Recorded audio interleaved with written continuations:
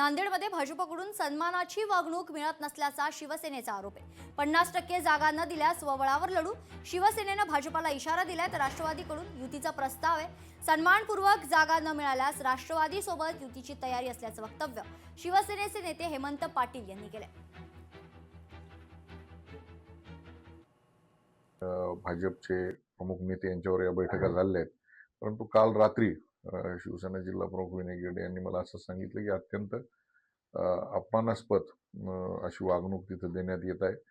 नांदेड उत्तर दक्षिणचे आमदार शिवसेनेचे असताना 81 पैकी केवळ 6 जागा घ्या असा प्रस्ताव भाजपकडून आलेला आहे।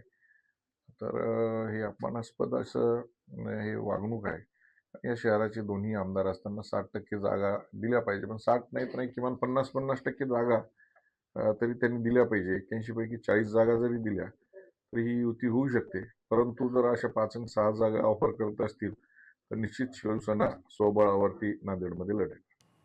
मातोश्रीवर भाईंदरमधील भाजप पदाधिकाऱ्यांचा पक्षप्रवेश संपन्न झालाय। पालघरचे राष्ट्रवादीचे नेते आझाद पटेल ठाकरे सेनेत आता त्यांचा पक्षप्रवेश झालेला आहे। आणखी एक मंत्री भाजप सोडण्याच्या मार्गावर असल्याचं महत्त्वाचं वक्तव्य उद्धव ठाकरे यांनी केलंय।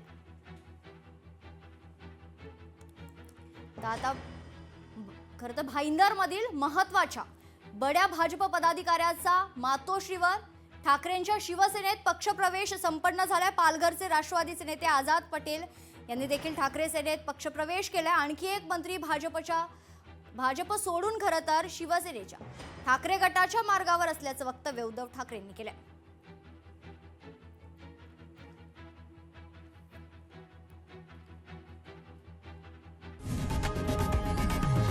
लोकशाही मराठी ऐका, पहा, जागरूक रहा।